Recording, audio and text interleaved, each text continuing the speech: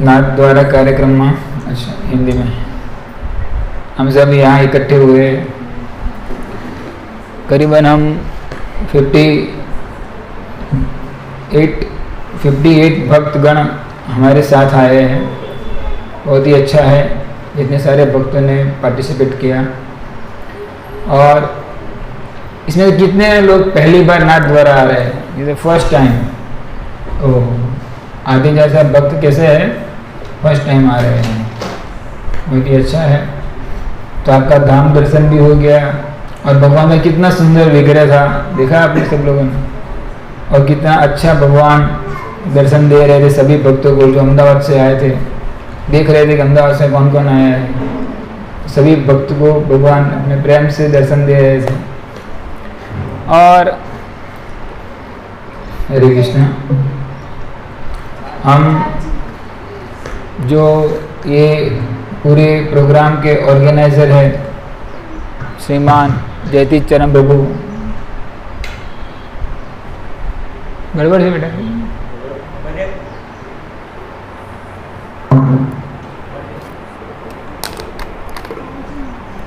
हरे कृष्ण। तो हमारे इस जो प्रोग्राम के ऑर्गेनाइजर है श्रीमान जयतीश चरण प्रभु जी, अच्छा ये भी मना कर रहा है।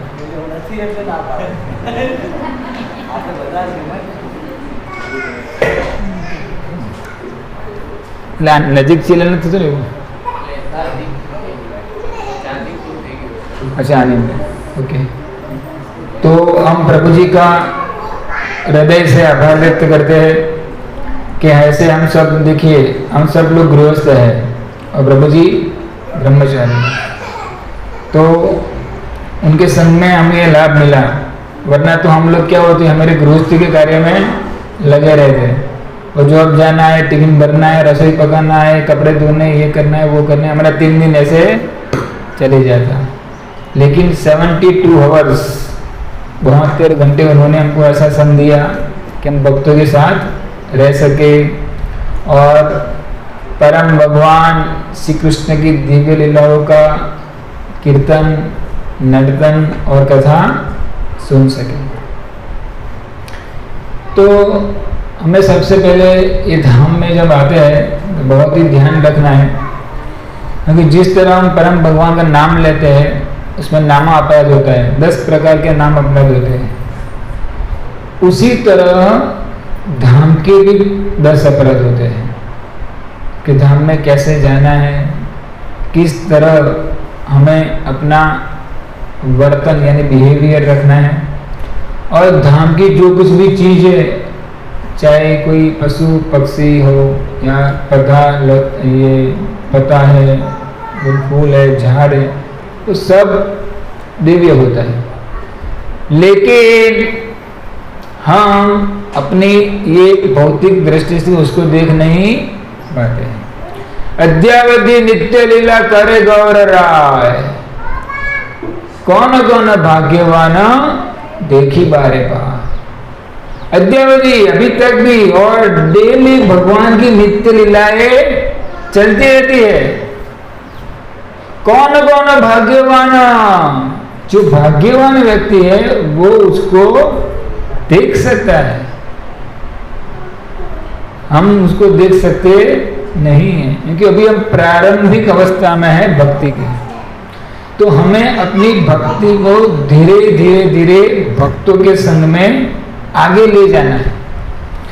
ये जो कैंप का आयोजन किया है किसके लिए, कि हमारी भक्ति में उत्तर प्रगति हो। हम जो गुरुवार का प्रोग्राम करते हैं मंदिर में शाम को 7:30 बजे से लेकर 9:30 बजे तक, तो उसके पीछे बहुत सारे भक्त की सेवा रहती है। और सब भक्त लोग ऐसा सोचते हैं कि हम अकेले धाम क्यों जाए, सबको धाम में लेके जाए। तो ये कृष्ण भक्ति ऐसी चीज है कि जो सबको इनवाइट करती है। नॉर्मली क्या होता है कि मेरे पास कोई अच्छी चीज है, सबसे प्यारी चीज है, सबसे कीमती चीज है, तो मैं किसी को बताऊंगा नहीं, अपने अलमारी में उसको छुपा के रखूंगा, मैं किसी को बताऊंगा नहीं। लेकिन कृष्ण भक्ति एक ऐसी चीज है जो भक्त खुद भगवान का और भगवान के भक्तों का महिमागान करने के लिए सबको बताता है कि मैं जो लाभ यानी मैं जो अभी सुख का अनुभव कर रहा हूं वो अनुभव सब लोग प्राप्त करें। और इसीलिए ये जो गोपाल है, जो ये नाग द्वारा के राजा है, वो यहां प्रकट हुए हैं सब लोगों को संसार के उनके दर्शन से पवित्र करने के लिए और साथ साथ सबको पावन करने के लिए ये गोपाल प्रकट हुआ है। तो धाम में हमें बहुत ही ध्यान रखना है कि किसी भक्त से साथ या फिर कोई और व्यक्ति के साथ हम कुछ ऐसा वर्तन ना करें जिससे हमें धाम अपराध का अनुभव करना पड़ेगा। तो बहुत ही केयरफुली हमें धाम में रहना है। और चैतन्य महाप्रभु कितने लोग जानते हैं यहाँ पे? तो माता जी आप बताइए चैतन्य महाप्रभु कौन है? माता जी आपको नहीं, पीछे नहीं, आप पीछे आप चैतन्य महाप्रभु कौन है? किसी को कोई माता जी बता पाएगा चैतन्य महाप्रभु कौन है? हाँ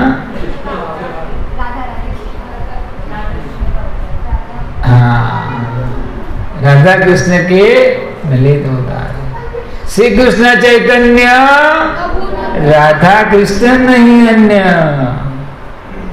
चैतन्य महाप्रभु कौन है? राधा कृष्ण स्वयं है।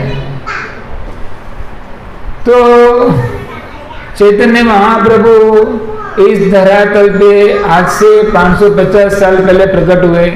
उन्होंने अपने 48 इयर्स 48 साल की पूरा अपना जीवन इस धरातल पर उन्होंने हम सब लोग को दिया और फिर वो अपने धाम में वापस चले गए।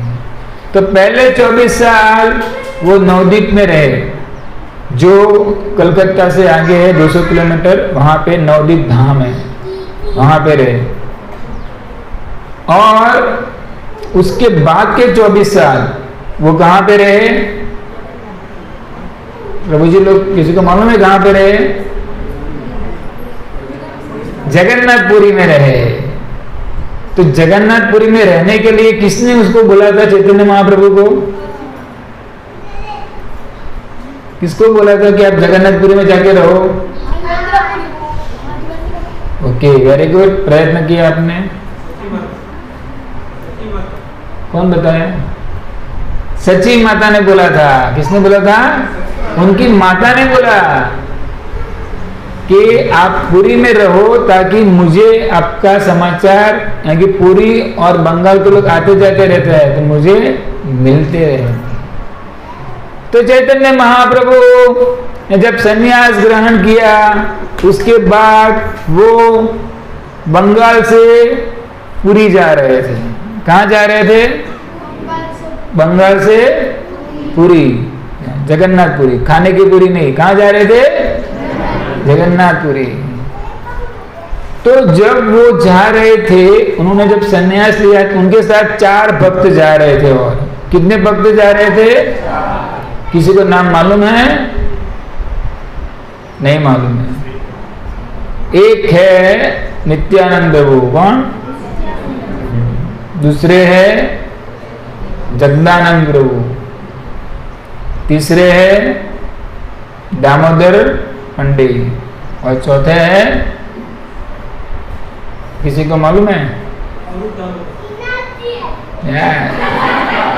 वो तो कुछ इतने मालूम थे। गदाधर पंडित है या एम पे कुछ नाम था? मुकुंद, मुकुंद नहीं, खाली मुकुंद नाम है, मुकुंद। तो ये 4 भक्त चैतन्य महाप्रभु के साथ जा रहे थे। कहां से कहां जा रहे थे? बंगाल से कहां जा रहे थे? जगन्नाथपुरी। वेरी गुड, ये क्लास है, बीच बीच में प्रश्न भी आते रहेंगे, क्योंकि मैं कभी कभी सो जाता हूँ क्लास में, इसलिए मुझे ध्यान रखना पड़ता है। तो जब चैतन्य महाप्रभु बंगाल से निकल के गए, रास्ते में बहुत ही सुंदर जगह है जिसका नाम था बालेश्वर। अभी आज भी वहाँ बहुत सारी ट्रेन रुकती है, वहाँ जंक्शन है जिसको हम बालासुर जंक्शन कहते हैं। और बालेश्वर से आगे एक रेमुणा करके बहुत ही रमणीय स्थान है, क्योंकि वो इतना रमणीय स्थान है इसके लिए इसका नाम क्या रख दिया गया, रेमुणा। और इतना रमणीय स्थान, और वो स्थान आज का नहीं है। त्रेता युग में जब रामचंद्र भगवान माता सीता को लेके लक्ष्मण जी के साथ 14 साल वनवास के लिए जा रहे थे, तभी भी वहां रुके थे। कहा? अहमदाबाद में रेमुणा में रुके थे। कहाँ रुके थे? रेमुणा में रुके थे। देखना, हम तो अहमदाबाद कभी कभी याद आता था। तो जब वो रेमुणा में रुके, इतना सुंदर विग्रह था वहां। कौन से भगवान है? गोपीनाथ। मम निवेदन सुनो विषयमा सदा कामरत। गोपीनाथ का बहुत ही अच्छा भजन, इतना सुंदर विग्रह है गोपीनाथ जी का। और जैसे चैतन्य महाप्रभु गोपीनाथ विग्रह को देखा, इतना सुंदर उन्होंने नर्तन और कीर्तन किया, तो सब लोग वहां के आश्चर्यचकित हो गए। क्या कैसा उद्दंड नृत्य करते थे चैतन्य महाप्रभु। ये जमीन पे तो पैर नहीं रखते थे, इतना उछल उछल के कीर्तन करते, इतना उछल उछल के कीर्तन कर रहे थे। तो इतना भाव इसमें आ गए थे चैतन्य महाप्रभु और चार भक्त, नित्यानंद, मुकुंद, जगदानंद और दामोदर पंडित। इतना भाव इसमें आ गए, तो स्वयं गोपीनाथ भी इनको देखने में की तरस रहे थे। कौन तरस रहे थे? गोपीनाथ। और जैसे ही चैतन्य महाप्रभु ने प्रणाम किया, तो गोपीनाथ जी का बहुत ही बढ़िया फूलों का एक मुकुट पहना था। वो सीधा मुकुट चैतन्य महाप्रभु के सिर पे आके गिरा। तो देखिए, बहुत ही सुकनवंती वस्तु है। जब भी आप परम भगवान श्री कृष्ण का दर्शन करते हैं और आपके मन में बहुत सारा लंबा लिस्ट होता है और हम भगवान के सामने बोलते हैं, तो ऐसा समझने का कि अगर हमारी भावना सही है तो भगवान उसको रेसिप्रोकेट करेंगे, यानी आदान प्रदान, आदान प्रदान। तो भगवान के विग्रह में से अगर कुछ भी चीज गिरता है तो समझ जाना कि भगवान ने हमारी सुन ली है, या फिर वो अपने भक्त के द्वारा कोई मैसेज पहुंचाएगा हमको। इसीलिए ये पुजारी को भी ध्यान रखना होता है। देखो, वो मंदिर में जब पूजा करता है, आरती करता रहता है ना, तो अगर मंदिर में कोई है नहीं और कोई भगवान का शुद्ध भक्त आ गया तो उसको आरती को बाजू में रख देना है और पहले जाके जो भक्त आया उसको इनवाइट करना है। देखिए, भगवान अपनी सेवा स्वीकार नहीं करते हैं, भगवान अपने कहते हैं अपने भक्तों को पहले आगे रखते हैं। मद भक्त पूजा अभ्यधिका, मेरे भक्त की पूजा मेरे से महान है। कभी देखा आपने ऐसा? लेकिन ये नियम है शास्त्र का कि भगवान की पूजा को आप साइड में रख के भक्त को पहले आपको इनवाइट करना है, स्वागत करना है उसका। तो जैसे ही श्री चैतन्य महाप्रभु गोपीनाथ जी को प्रणाम किया, गोपीनाथ जी के सुंदर फूलों का जो मुकुट था चैतन्य महाप्रभु आगे गिरा, सब भक्त लोग बोलने लगे हरि बोल। और चैतन्य महाप्रभु वहां अपने जो साथीदार के साथ बैठे हैं आराम से, और वहां पे चैतन्य महाप्रभु खुद अपने मुख से सभी लोगों को एक बहुत ही अच्छी लीला बताने जा रहे हैं। देखिए, जब भी भगवान अपने भक्त के गुणगान गाते हैं, ऐसा देखा है हमने? भक्त लोग क्या करते हैं? भगवान का गुणगान कर रहे, उत्तम श्लोक गुणानुवाद, भगवान की उत्तम श्लोक की पूजा होती है। लेकिन यहाँ पे उल्टा हो रहा है, जो चैतन्य महाप्रभु है साक्षात राधा कृष्ण, वो अपने भक्त की महिमा का गान करने के लिए अपने साथ जो पार्षद लोग आए थे, नित्यानंद, चिदानंद, मुकुंद और दामोदर पंडित, गौरांगा, वो 4 लोगों को माधवेंद्रपुरी की कथा बता रहे थे। तो देखिए वो भक्त कितना महान होगा जिनका गुणगान कौन गा रहा है? कौन गा रहा है? स्वयं भगवान। वो भी ट्रेन हो रहा है ना, उनको भी आगे जाके लेक्चर देना है। स्वयं भगवान गा रहे हैं। ऐसे ही श्रीमद् भागवतम के 7वें स्कंद में नारद मुनि अपने शिष्य प्रहलाद का गुणगान गा रहे हैं, पूरा स्कंद उसके ऊपर है। तो देखिए वो भक्त कितना महिमावान होगा जिनका गुणगान गुरु गा रहे हैं, यानी अपना उनका शिष्य था वो। और वैसे ही यहाँ पे माधवेंद्रपुरी कितने महान थे जिनका गुणगान कौन गा रहा है? चैतन्य महाप्रभु। और वो भी अपने 5 मुखों से। सोचिए, एक मुख से नहीं। तो हमें भी ये सोचना है, समझना है कि हर एक भक्त के अंदर कोई न कोई अच्छी चीज होती है। तो वो चीज को हमें अपने 5 मुखों से, यानी 5 मुखों के द्वारा जितनी प्रशंसा करे उतनी प्रशंसा करनी चाहिए। हम लोग तो क्या करते हैं, कोई भक्त की अच्छी चीज को छिपा देते, भूलने का नहीं, भले उसमें नहीं ग्लोरीफाई, हमको उसको प्रकाशित करना है कि ये भक्त इतना अच्छा काम कर रहा है। जिस तरह अभी हमारे बीच में जो जयतीर्थ चरण प्रभु है, हम सबको ग्लोरीफाई कर रहे हैं। ऐसे मेरे में कोई बोलने की लायक नहीं है, लेकिन वो हर बार मुझे इंस्पायर करते रहे कि आप बोलो, आप बोलो। तो हर एक भक्त के अंदर ऐसा गुण होना चाहिए। स्वयं भगवान में गुण है ऐसा, तो हम वो क्यों नहीं डेवलप करें? अगर हमें भगवान के पास जाना है तो उनके जैसे गुण लेना है कि देना है? लेना है। भगवान के जैसे गुण तो लेना पड़ेगा ना, तभी हम भगवान के पास जा पाएंगे। तो जिस तरह परम भगवान अपने भक्त का गुणगान करते हैं, उसी तरह हर एक भक्त को अपने साथ जितने भी लोग आते हैं उनके अच्छी चीजों को, उनका अच्छे गुणों को गुणगान करना चाहिए। This is the first lesson given by Shri Chaitanya Mahaprabhu in Chaitanya Charitamrita. तो ये चैतन्य चरितामृत पूरी शिक्षा पे आधारित है। हम बहुत ही आभारी है श्रील प्रभुपाद के, जिन्होंने ये चैतन्य चरितामृत पूरे अपनी 70 साल के आयु में लिखा। और पहले लिखने वाले तो थे, कौन थे?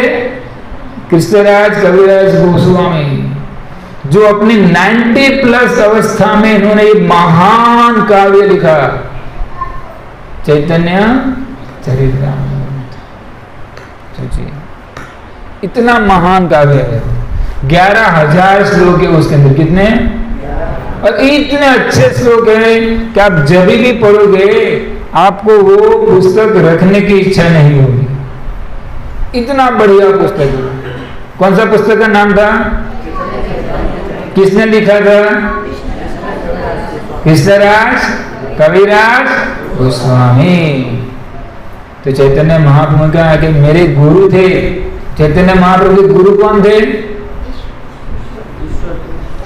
कौन थे? ईश्वरपुरी। और ईश्वरपुरी के गुरु कौन थे? माधवेंद्रपुरी। देखिए, तो चैतन्य महाप्रभु बताया कि मेरे जो गुरु है ईश्वरपुरी, उनके भी जो गुरु है माधवेंद्रपुरी, उनकी कथा मैंने अपने गुरु यानी ईश्वरपुरी से सुनी थी। वही कथा मैं आप सब लोगों को बता रहा हूं। तो देखिए, भगवान भी खुद अपना इंप्लीमेंट नहीं करते हैं।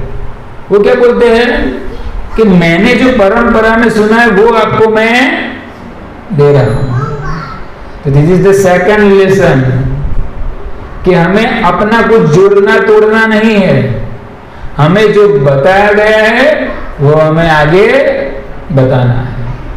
प्रभुपाद जी कहते थे कि अगर आपको भक्ति में आगे आना है तो मैंने जो बोला है वो आपको बोलना है, सिंपल, और कुछ करने की जरूरत नहीं है। तो चैतन्य महाप्रभु ने कहा कि बहुत ही उम्र वाले माध्यमपुरी एक दिन गोवर्धन की परिक्रमा कर रहे थे। आप लोगों में से कितने लोगों ने गोवर्धन की परिक्रमा की है? बहुत सारे भक्तों ने नहीं की है। तो हम श्रीमान व्यतीत चरण प्रभु से अनुरोध करेंगे कि हमारी दूसरी यात्रा वो कहाँ रखे? वृंदावन में रखे। तो क्या होगा? सब लोगों को गोवर्धन परिक्रमा करने का लाभ मिलेगा, वृंदावन धाम का लाभ मिलेगा, भक्तों का संग के लाभ मिलेगा। तो माधवेंद्रपुरी अपनी बहुत ही बड़ी उम्र में गोवर्धन की परिक्रमा कर रहे थे। देखिए, मैंने वर्ष रिपीट किया, उनकी उम्र बहुत ज्यादा थी। तो वो साइकिल पे, स्कूटर पे, गाड़ी पे नहीं कर रहे थे। कैसे कर रहे थे? चलते चलते चलते चलते कर रहे थे वो। और वो परिक्रमा करके एक बहुत ही अच्छा कुंड है जिसका नाम है गोविंद कुंड, वहां पे आके बैठे। और गोविंद कुंड पे आके उन्होंने आचमन किया, अपना संध्या वंदन किया और थोड़ा फ्रेश होके वहां पे बैठे थे। देखिए, ये जो बहुत सारे संत ऐसे होते हैं जो कुछ मांगते नहीं हैं खाने के लिए। अलग अलग प्रकार के संत होते हैं, कुछ मांग के लेते हैं, कोई मधुकरी करते हैं। मधुकरी यानी जिस तरह मधु यानी बमरा 1 2 3 4 5 6 फूलों पे जाता है, अपना रस लेता है, उसी तरह एक संत होता है, वो 5 6 घर पे जाता है, वहां से मांगता है कुछ और जो मिले उसको खाता है। तो ऐसे दूसरे संत होते वो कुछ मांगते ही नहीं है। और हम लोग कैसे हैं? मांगते ही रहते हैं। तो देखिए कितना डिफरेंस है। वो अयाचक वृत्ति वाले संत थे। कौन कौन? माधवेंद्रपुरी, जो किसी से कुछ मांगते ही नहीं थे। सोचिए, हमको तो खाना होता तो अगर घर पे 5 मिनट लेट हुआ तो पूरा सब ब्लॉक वाले नीचे आ जाते। तो ये तीसरी शिक्षा है कि माधवेंद्रपुरी जैसे हमको बनने का धीरे धीरे धीरे धीरे धीरे प्रयास करना है। अयाचक वृत्ति। 12 बज गए जन्माष्टमी के, सुबह से पानी से तरसे हुए थे, सब लोग पड़ा पड़ी कर रहे, चनामुट मुझे ये मिला, भागो दौड़ो, ये ले लो वो ले लो। तब हमको किसको याद करना है? अयाचक वृत्ति। नरसिंह भगवान का जन्मदिन है, 6 बजे तक होता है, धूप में सब भक्त लोग बिना पानी के ऐसे टल मटल हो रहे होते हैं। और जैसे चनामृत बात सब अपने अपने पर्स में से खीसे में से बॉटल निकालते, मेरा मेरा मेरा मेरा, अहम पूर्वम अहम पूर्वम अहम पूर्वम। तो ये जो अहम पूर्वम है वो किसका नारा है? असुरों का है। जब समुद्र मंथन हुआ और वहां से मोहिनी मूर्ति जो घड़े में अमृत लेके आई, तो कैसे असुर लोग भागते, अहम पूर्वम हम। ऐसे ही जब भक्त लोग चनामृत लेके आते हैं ना, अहम पूर्वम हो जाए। जैसे वो मोहिनी मूर्ति अमृत लेके आई, ये चनामृत लेके भगता है, सब इकट्ठे हो जाते। ठीक है, भगवान के लिए ऐसी लालसा होनी चाहिए कि मुझे चनामृत प्राप्त हो, वो अच्छा है, लेकिन बाल्टी भर या बोतल भर के नहीं, चनामृत थोड़ा लेना चाहिए। तो उसी तरह माधवेंद्रपुरी ने वहां पे बैठे थे और यह चक्रवर्ती धारण किया था, कुछ मांगने का नहीं था। उतने में एक बहुत ही सुंदर लड़का आया जिसने गोपाल का ड्रेस पहना हुआ था और आके बाबा को बोला, बाबा ये दूध का पात्र है, मैं आपके लिए लाया हूं। किसके लिए लाए थे? माधवेंद्रपुरी के लाया। कौन आगे गया? एक ग्वाला आगे दे गया। तो बाबा ने बोला, बाबा यानी माधवेंद्रपुरी ने, तुझे कैसे मालूम पड़ा कि मैं भूखा हूं? देखिए, अगर भगवान चतुराई करते हैं तो भक्त को वो भी चतुराई करते हैं कि आपको कैसे मालूम कि मैं भूखा हूं?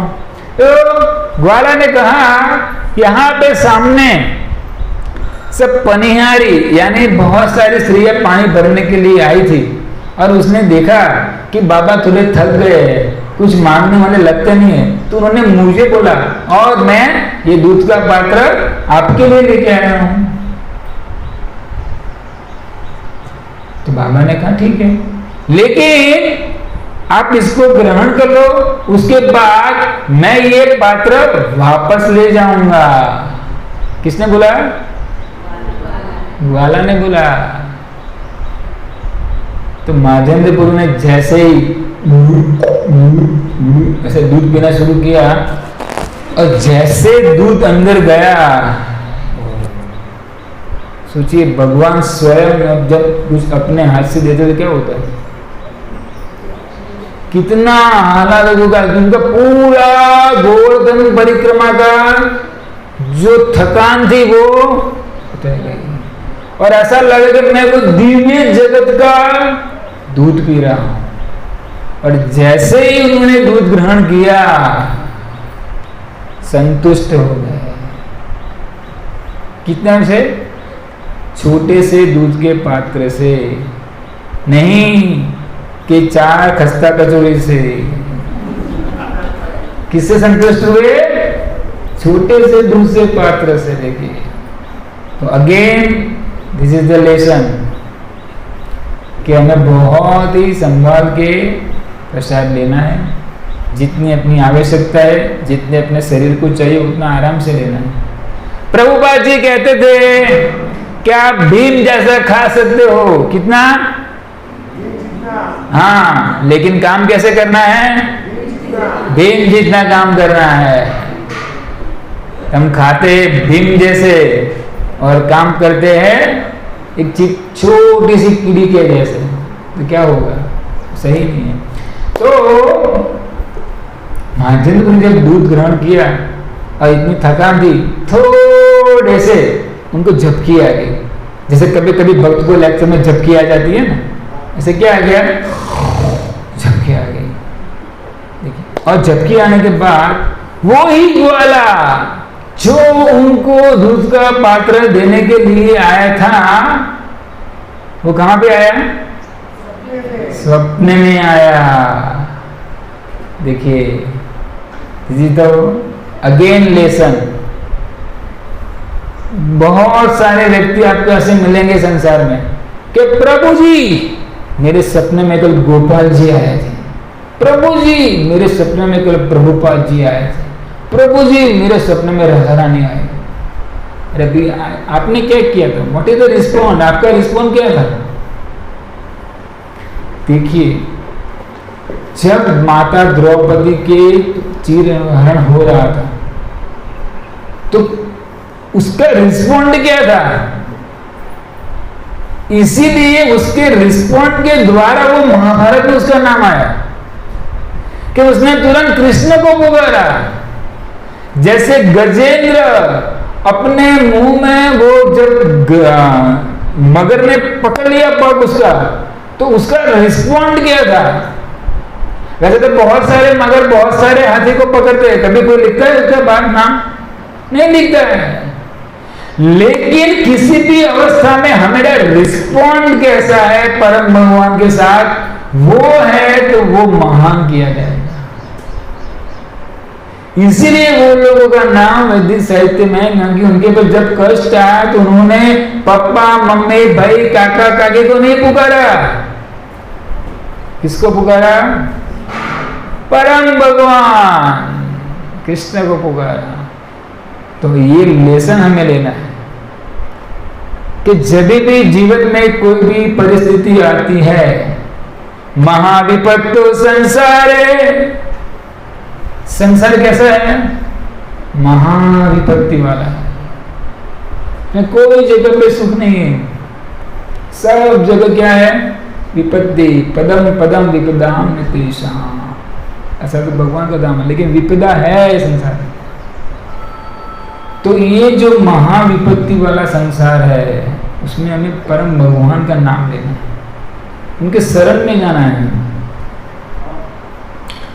तो जैसे द्रौपदी देवी ने किया, गजेंद्र ने किया, उसी तरह जब भगवान इतने सुंदर उनके सपने में आए, तो ऐसे व्यक्ति के सपने में आते, कोई चिल्ला चलो लोगों के सपने में आते नहीं। एक बार मैं एक जगह लेक्चर खत्म करने के बाहर आया, तो मुझे एक भक्त ने बोला कि प्रभु जी हमारे वहां माता जी है ना, उसको माता जी आते हैं। तो माता जी को माता जी कैसे आते हैं? ये भी समझने की बात कि नहीं वो देवी माता जी आते हैं। अच्छा है, देवी माता इतने सस्ते हैं कि ये माता जी कोई चूस के आ गए? अरे भी कहाँ आएंगे यार? जो शुद्ध होते हैं, पवित्र होते हैं, जिनका मन निर्मल होता है, उनके पास आते हैं देव देवता। जो पूरा भगवान को भोग लगाते नहीं है, जिनका आचार विचार सही नहीं है, उसके पास कैसे आएंगे? हमें समझना है देवता लोग इतना सस्ते हैं कि ऐसे व्यक्ति को बुला जाएंगे। देवता कितनी महान जगह पे है, इंद्र चंद्र वरुण देवी शक्ति दुर्गा, कितनी महान पोस्ट है उनकी, ये सस्ते में मिल जाएंगे? नहीं मिलेंगे। तो जैसे ही माधवेंद्रपुरी के सपने में आए गोपाल, और गोपाल ने कहा माधवेंद्रपुरी, मैं यहाँ झाड़ी हूं, मैं बहुत सालों से छिपा हुआ हूं। मेरे भक्त लोगों ने मुस्लिम आक्रमण से बचाने के लिए मुझे यहाँ झाड़ी में छुपा रखा है, और खुद अपने साथ वो ग्वाला माधवेंद्रपुरी को ले गया कि दिस इज द पॉइंट, यहाँ पे मैं छुपा हुआ हूं। मुझे बहुत सारी गर्मी, सर्दी, बारिश सहन करनी पड़ती है, तो कृपा करके मुझे यहां से बाहर निकालो। और मैं आपकी ही राह देख रहा था। किसने बताया? किसने बताया? ग्वाला गोपाल स्वयं कृष्ण सपने में आए। देखिए अभी दिस इज अगेन लेसन। कभी कभी क्या होता है कि हमारे पास बहुत सारी सेवाएं होती है, सेवाओं का बहुत बड़ा लिस्ट होता है, मुझे यहाँ सेवा देनी है, यहाँ सेवा X Y Z A B C D, इतनी सारी सेवा मेरे पास है, और एक सेवा जब बढ़ जाती, नहीं मैं सेवा नहीं करूंगा। भगवान यहाँ पे क्या बोले? मैं किसकी राह देख रहा था? देखिए तो माधवेंद्रपुरी कैसे भक्त थे कि भगवान बाहर नहीं निकल रहे थे। भगवान तो भागवत में पहले श्लोक में लिखते हैं कि मैं स्वराट हूं, स्वतंत्र हूं। तो देखिए भगवान की वाणी ऐसी है, भगवान कहीं बोलते मैं स्वराट हूं, मुझे कोई नहीं, मैं स्वतंत्र हूं, अहम सर्वस्व प्रभो, सब कुछ मेरे में से आता है। तो फिर वो बाहर क्यों नहीं निकल आए?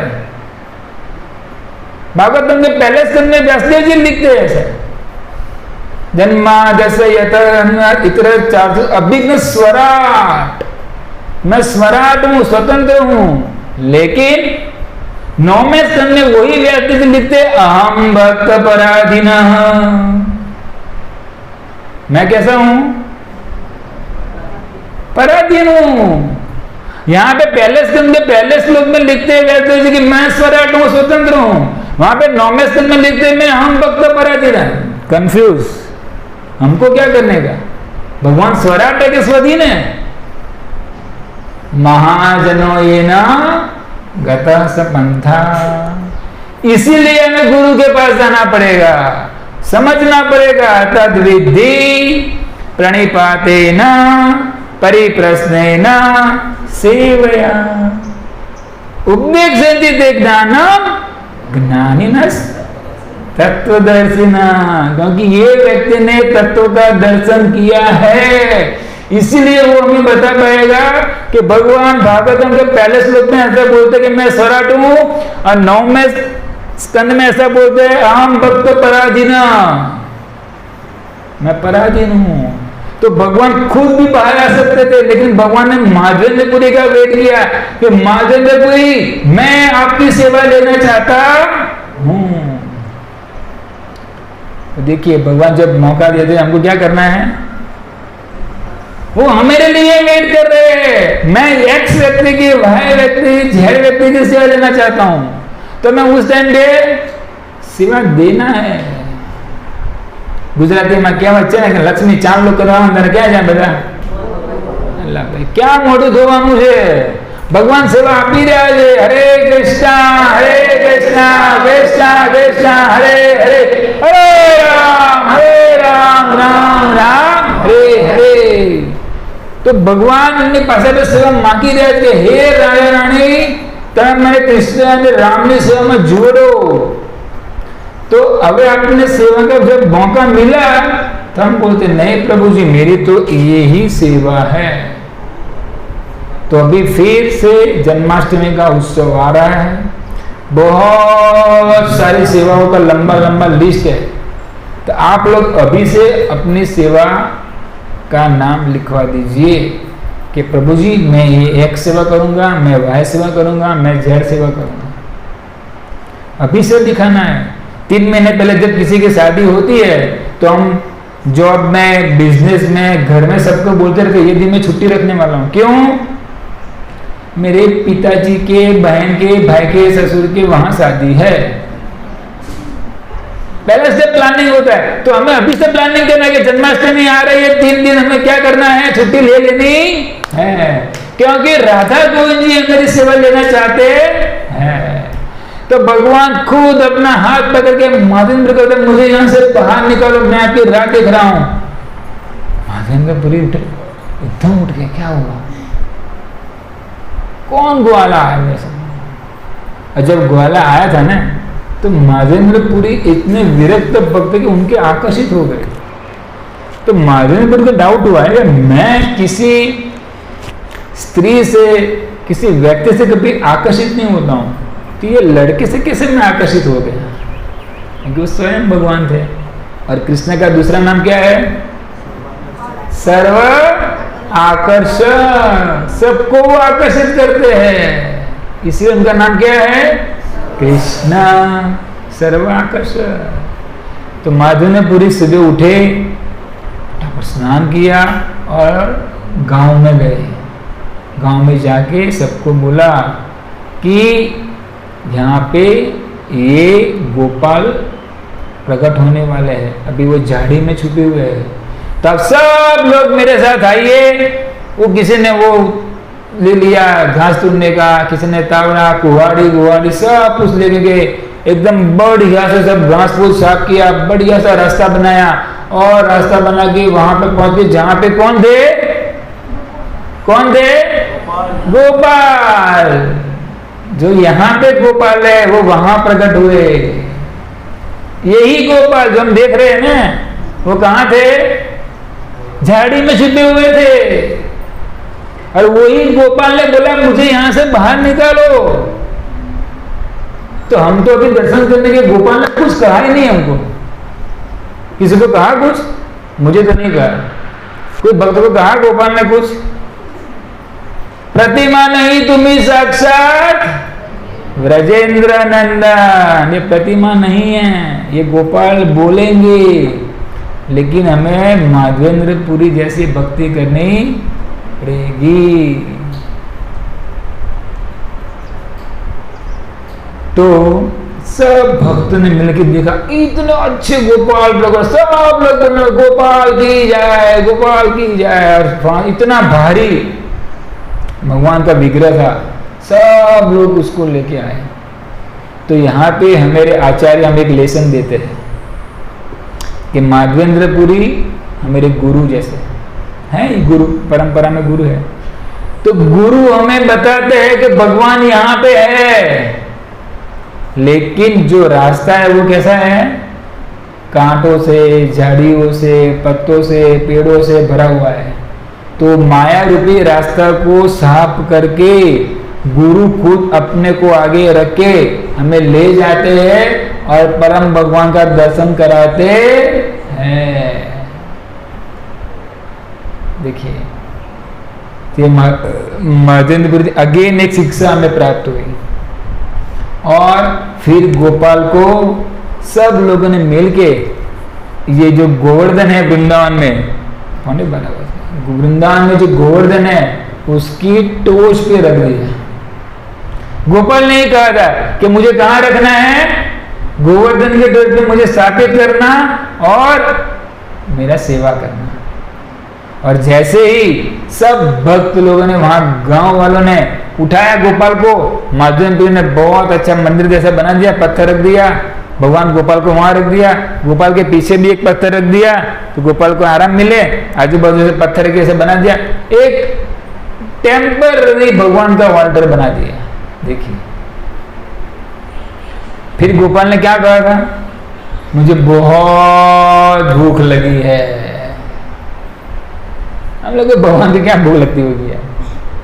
भगवान को भूख लगेगी तो क्या होगा? अरे भगवान को भूख लगती है, भगवान मांगते हैं ना। किसी को मालूम है भगवत गीता में कौन सा श्लोक है जहां भगवान हमसे मांग रहे हैं? भगवत गीता में ऐसा कौन सा श्लोक है जहां पे भगवान हमसे कुछ मांग रहे हैं?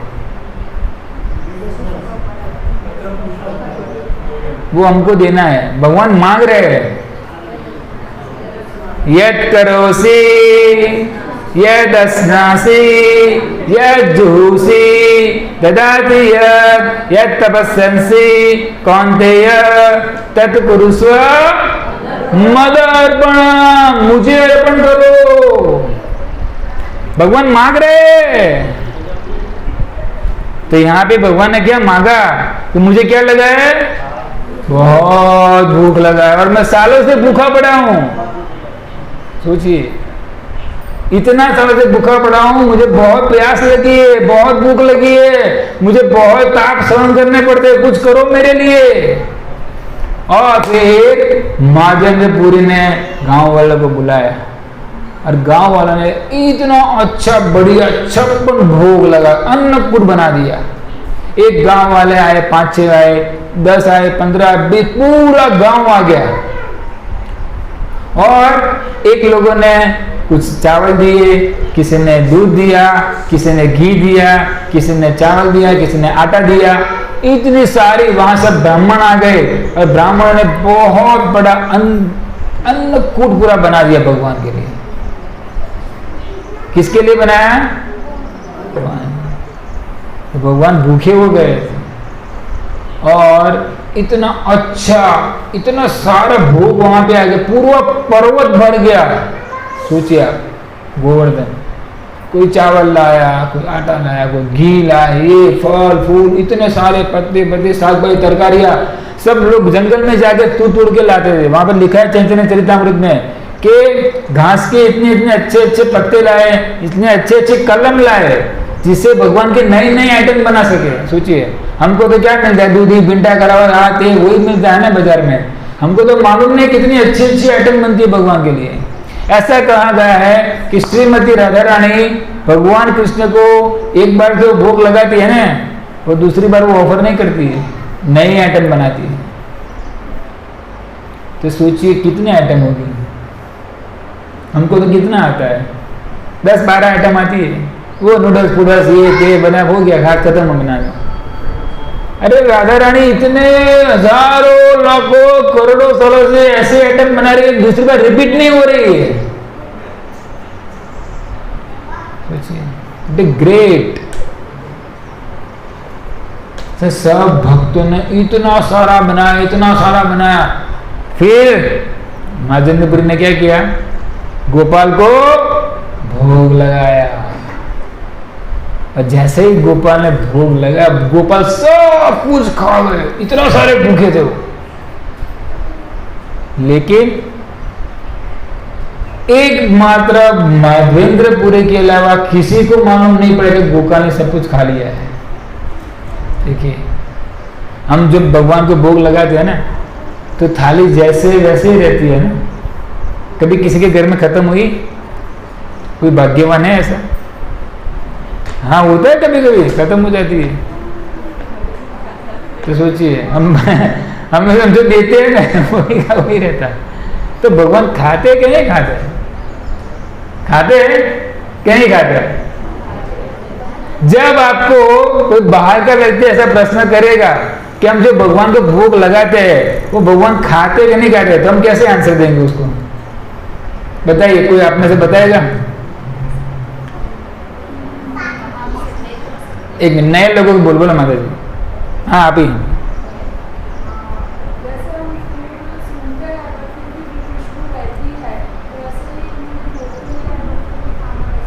अरे वो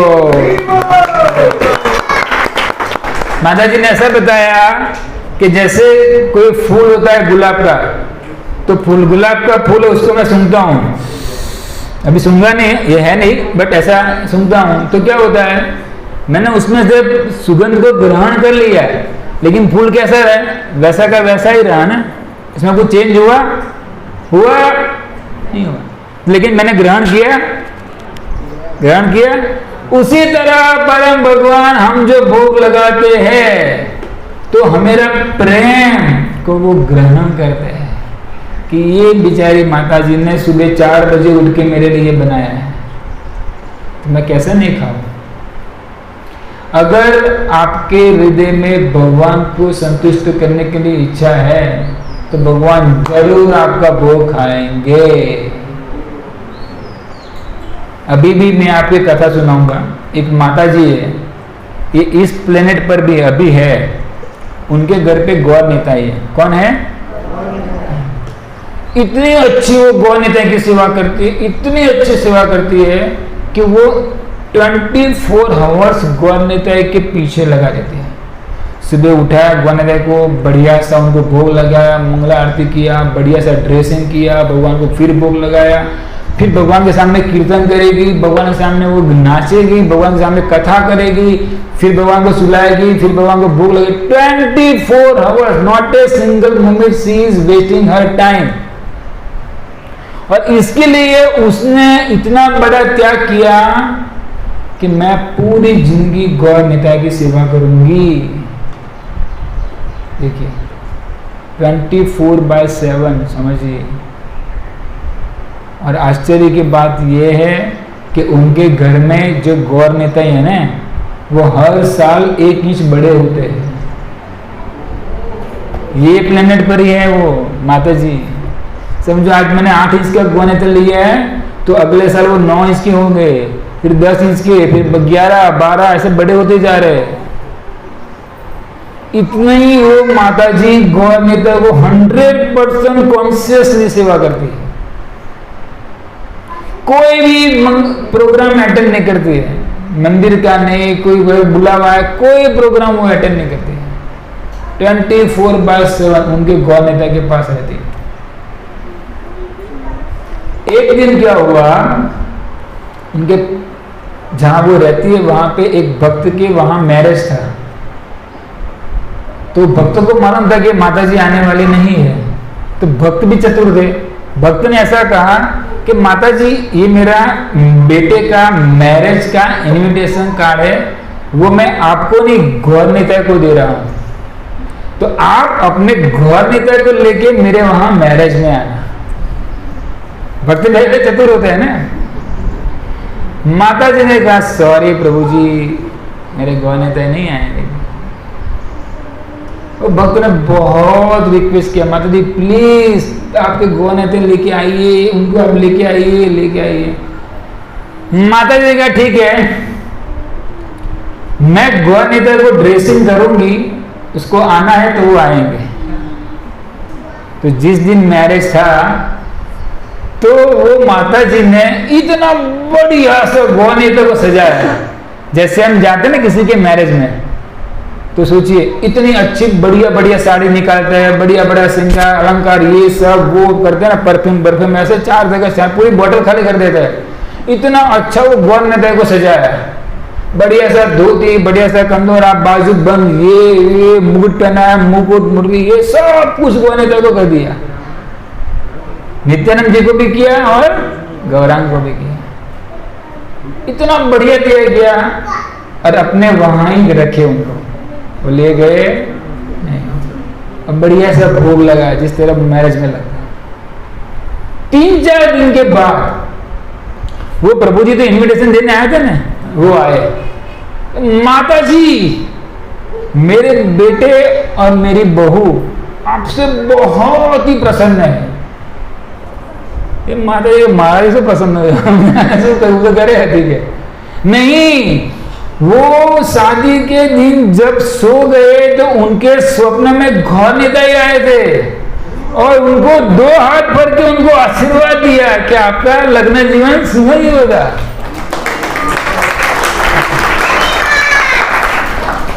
ये तो टेलर है, अभी पिक्चर बाकी है। तो वो माता जी को मेरे गौर नेता है आपके बेटे की शादी में, मुझे बताओ गौर नेता ने क्या पहना था।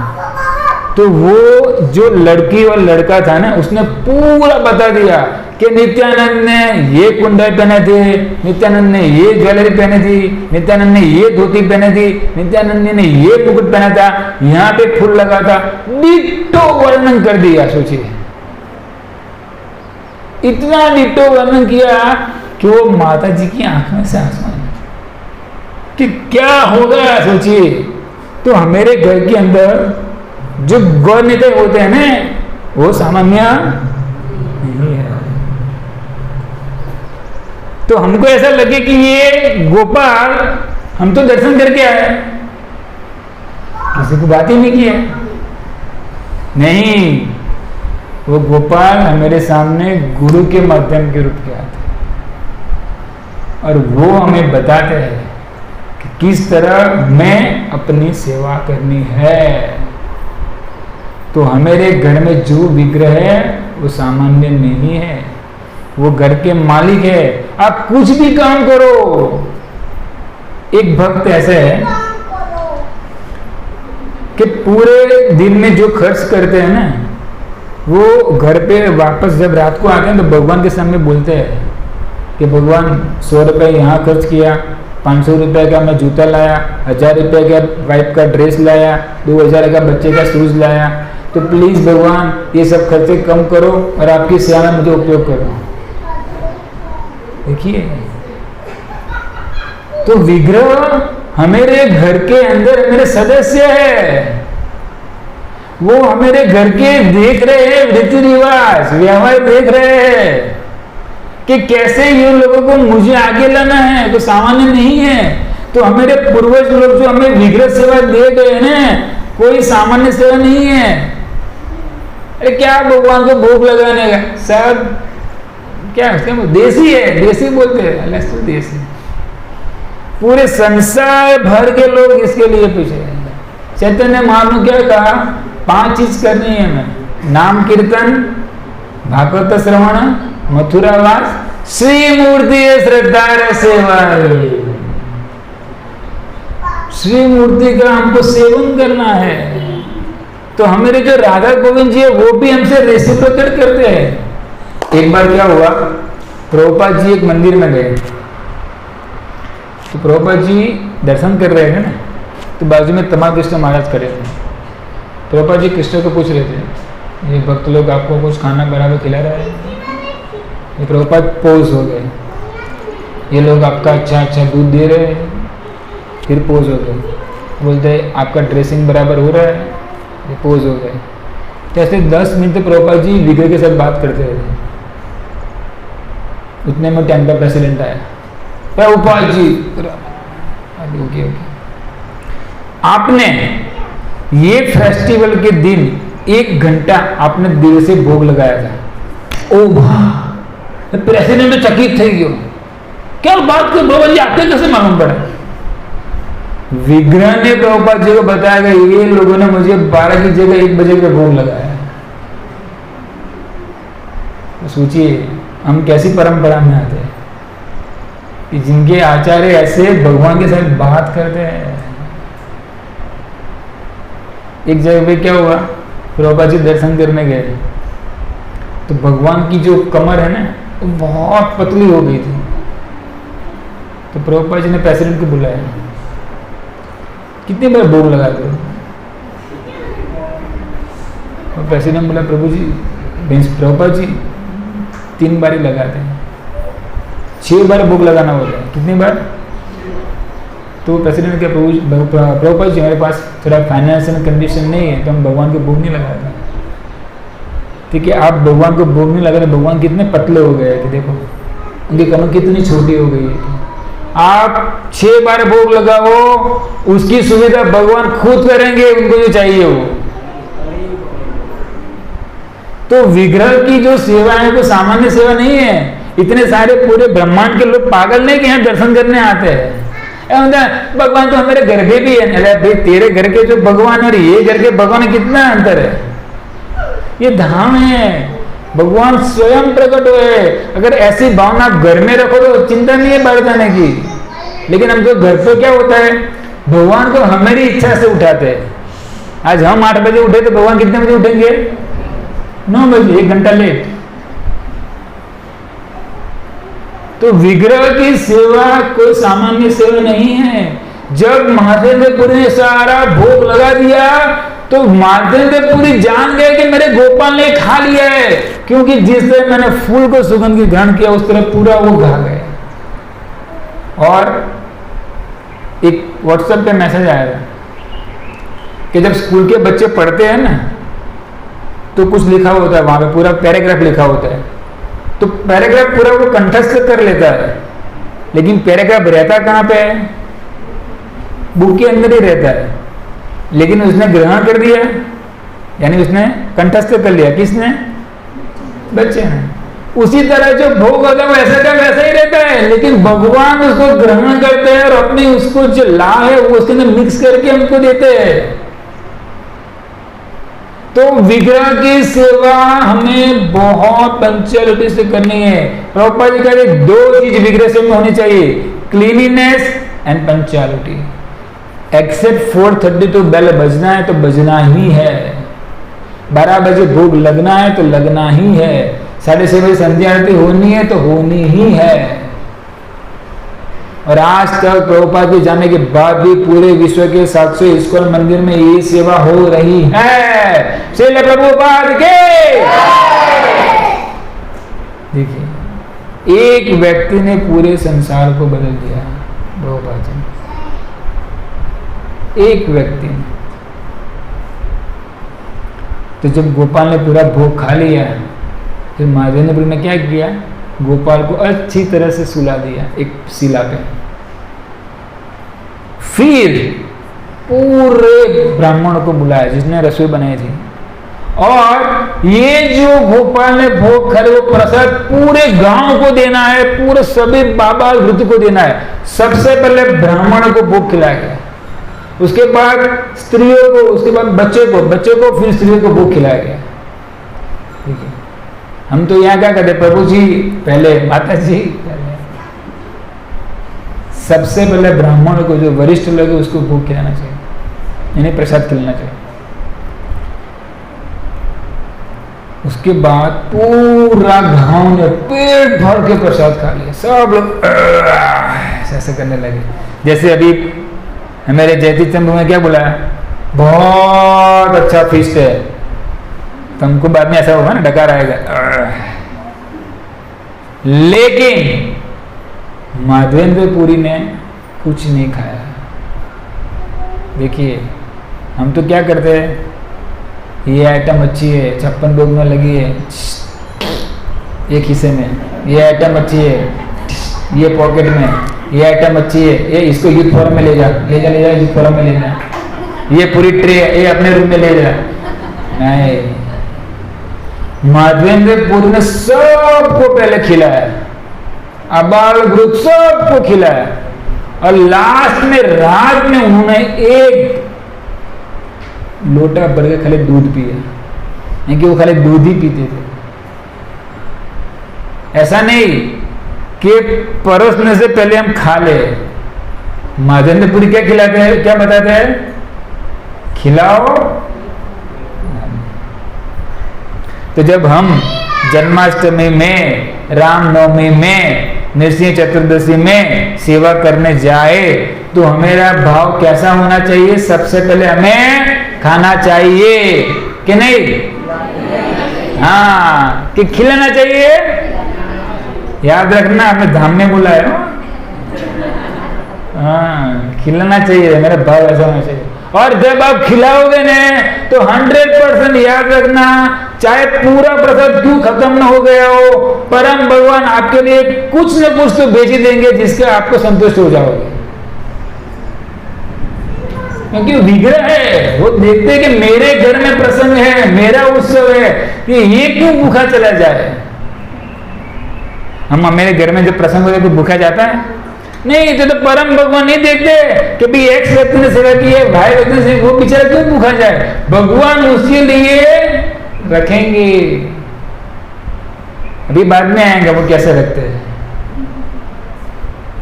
हरे कृष्णा कृष्णा कृष्णा हरे हरे, राम राम हरे हरे। तो ऐसे दूसरे गांव वालों को मालूम पड़ा तो वो लोग आ गए महाजनपुरी मिलने के लिए कि हम भी ऐसा अन्नकूट मनाएंगे। तो दूसरे दिन फिर से तैयारी, देखिए फिर वही भोग बनाया, 56 भोग, बहुत सारे आइटम, बहुत सारे चावल, बहुत सारे पूरी पकौड़ी, खीर, बहुत सारे आइटम बनाए। और गोपाल फिर से खाए। देखिए भगवान कितने भूखे होंगे, सोचिए आप। हमारा जब बच्चा भूखा होता है तो अभी तो मोबाइल फोन आ गया है ना, तो स्कूल से कॉलेज से बोल जाते मुझे बहुत भूख लगी है। ऐसा होता है ना। तो सोचिए कि भगवान इतने भूखे थे, सब वो खा गए, सब वो खा गए। फिर दूसरे गांव, तीसरे गांव, चौथे गांव, ऐसे बहुत सारे गांव मिल के 700 से ज्यादा गांव लोगों के एक एक दिन प्रसाद किया। तो कितने साल हो गए? 2 साल तक लगातार 56 भोग भगवान ने आयोजन किया। और 2 साल तक महाजनपुरी ने वही प्रैक्टिस में हर बार रात को थोड़ा सा दूध लेके संतुष्ट हुए। एक दिन नहीं, 2 साल। इसीलिए भगवान उसकी वेट कर रहे थे कि जब वो महाजनपुरी आएंगे ना तभी मैं बाहर आऊंगा। तो जब हमारी भक्ति ऐसी होगी तो भगवान खुद हमें ऐसी सेवा देंगे जो आप ही कर पाओगे। और फिर क्या हुआ? 2 साल के बाद अगेन भगवान सपना में आए। गोपाल कहे पूरी अमार ताप नहीं जाए, मलय जे चंदन और तबे से जुड़ा है। तो आप भगवान ने नखरा हुआ है। 2 साल तक इतना सारा पानी पिया, इतना सारा खाया, सब जगह आरती में पंखा घुमाया, फिर भी महाजनपुरी को क्या बोलते हैं?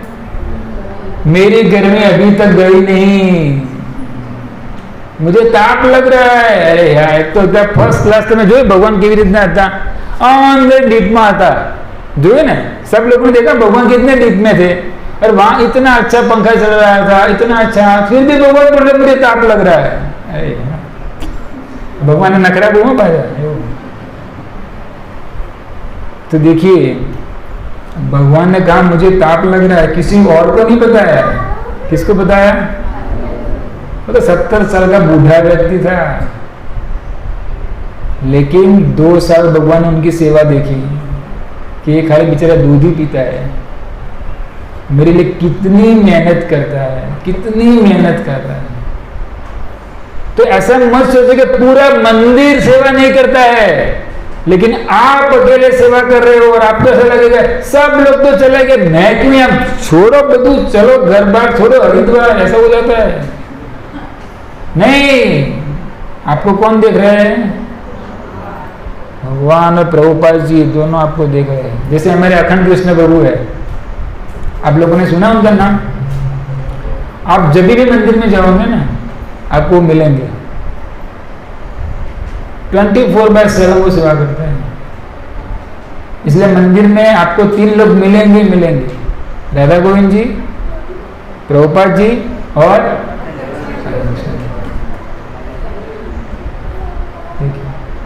अभी वो इतनी सेवा कर रहे हैं, भगवान को कैसे भूलेंगे? नहीं भूलेंगे। सुदामा ब्राह्मण थोड़े से चावल लेके भगवान के पास जाएगा, भगवान ने इतना इंद्र जैसा वैभव दे दिया। इंद्र जैसा, सोचिए इंद्र कितना है, कितना देवेंद्र है वो, देवताओं के राजा, ऐसा वैभव दे दिया।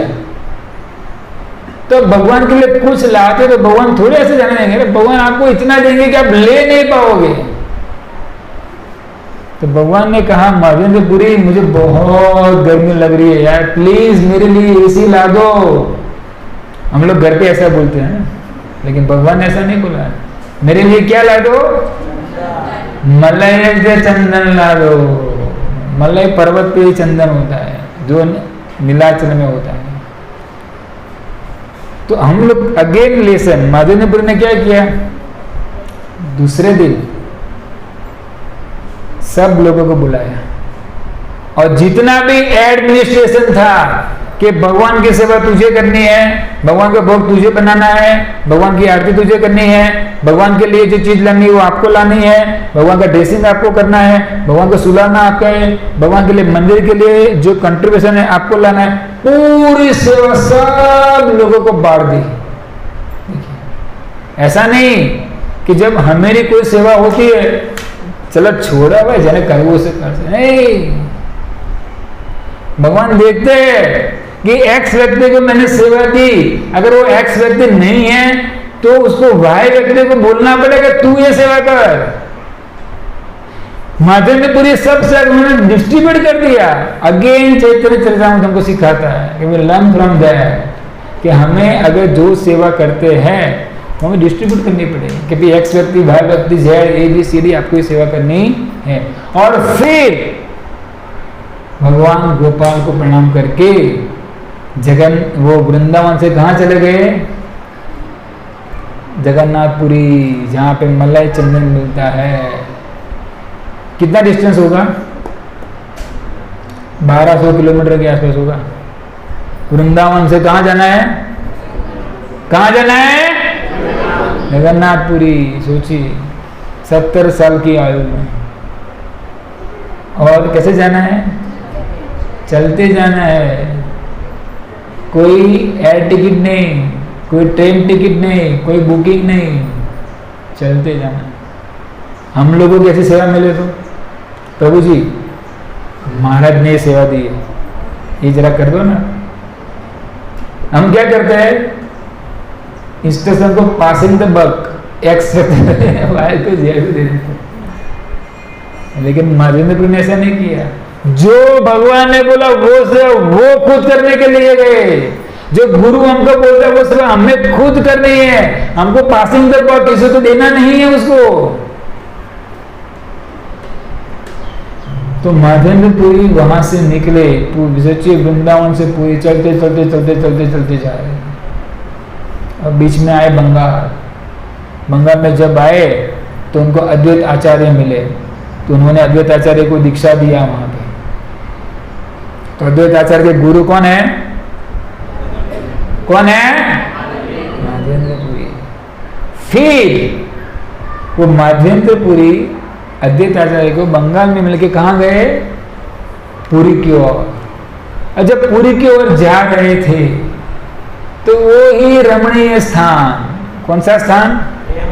रेमुना आ गया, जहां पे कौन थे भगवान? कौन थे? गोपीनाथ। और महेंद्रपुरी ने देखा कि गोपीनाथ का विग्रह बहुत ही सुंदर विग्रह था। देखिए भगवान कितने टेढ़े हैं। एक तो पैर ऐसे किया है, कमर से टेढ़े हैं, आंख से टेढ़े, कितने टेढ़े भगवान है, लेकिन कितने सुंदर दिखते हैं। संसार में कोई सोच ही नहीं सकता है कि ऐसी कोई आकृति होगी। कोई सोच नहीं सकता है। कितने सुंदर लग रहे हैं भगवान, कंदर्प कोटि कमनीय विशेष शोभम, हजारों करोड़ों कामदेव उसके ऊपर लग जाएगा। ऐसे सुंदर भगवान दिख रहे हैं। ऐसे सुंदर भगवान का दर्शन किया। और तब क्या है, मंदिर में बहुत चहल पहल हो रही थी, सब लोग भोग ला रहे थे, लगा रहे थे, ला रहे थे, लगा रहे थे। महेंद्रपुर में सोचा यार ये देखने जैसी बात है कि यहाँ पे जो भोग लग रहा है ना, वो मेरे गोपाल को भी लगना चाहिए। किसको लगना चाहिए? तो सोचिए, हम कभी किसी के घर पे जाते हैं ना, कोई अच्छी चीज होती है ना, तो हमें सोचना चाहिए भगवान इसीलिए आपको अच्छी चीज बता रहे हैं कि मुझे ये खाना है, इसीलिए भगवान हमें बता रहे हैं, तो ये चीज आप सीख लो और मेरे लिए बनाओ। तो माता लोगों को और पिता लोगों को अच्छी चीज देखे तो घर पे भगवान के लिए बनाना चाहिए। इसीलिए भगवान हमें वो चीज दिखा रहे हैं। तो वहां पे बहुत सारे अच्छे अच्छे अच्छे भोग लग रहे हैं। तो माधवेंद्रपुरी ने पुजारी को पूछा है कितने कितने भोग लगे हैं, तो पुजारी ने पूरा लिस्ट बता दिया, इतने इतने सारे भोग लगे हैं। और कहा हाँ, सबसे बेस्ट भोग एक खीर का है, जिसको अमृत के लिए खीर बोलते हैं। क्या बोलते हैं? हाँ, अमृत जैसी खीर। और आज भी आप जब जाओगे रेमुना, हम लोग 2009 में गए थे, इतना स्वादिष्ट खीर का भोग है कि आप खाते रहोगे। इतना अच्छा बढ़िया सा खीर बना है। तो अगर हमें वो खीर खानी है तो कहाँ जाना पड़ेगा? रेमुना। तो किसको बोलना पड़ेगा? गोपीनाथ को। और यहाँ पे किसको बोलना पड़ेगा? जय चरण प्रभु को जय। तो किसको रेमुना जाना है प्रभु जी?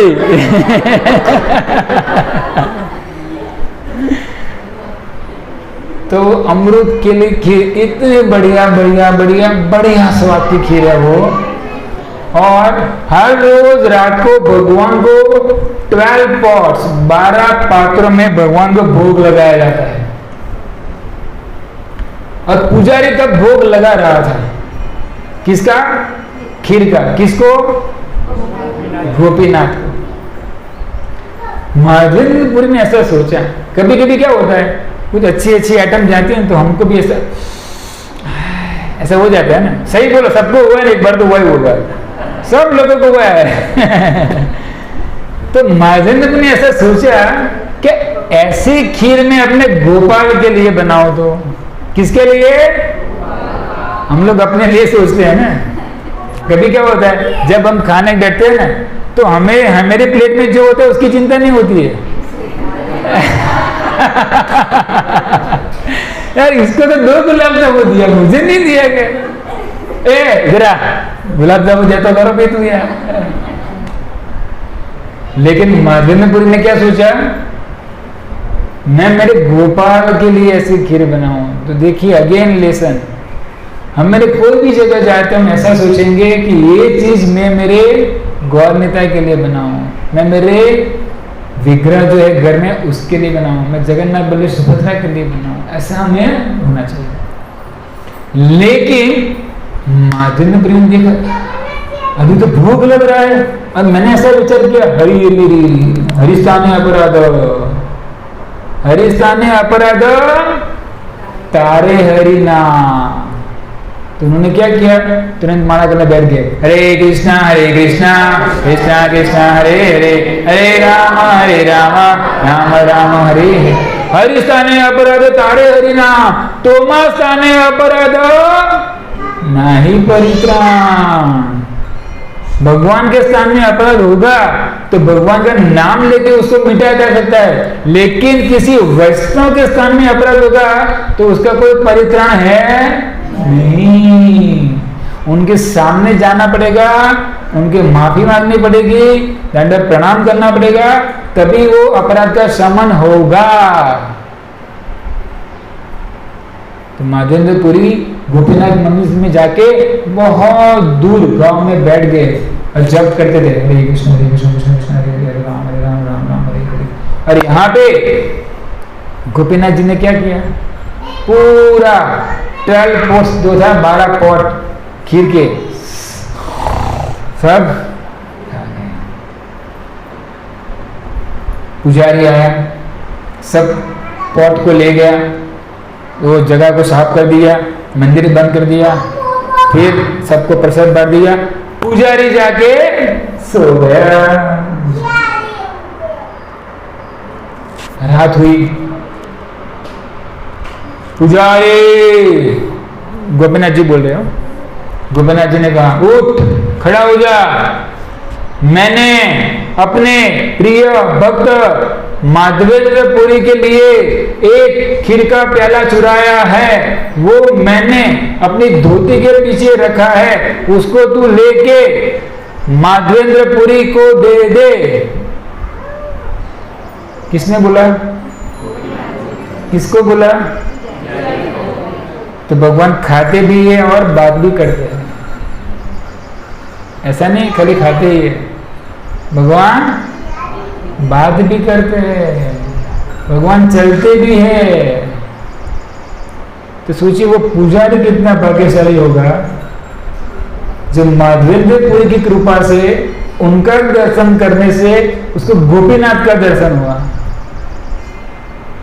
देखा, अगेन शिक्षा, चैतन्य चरितामृत पूरा शिक्षा से भरा हुआ है।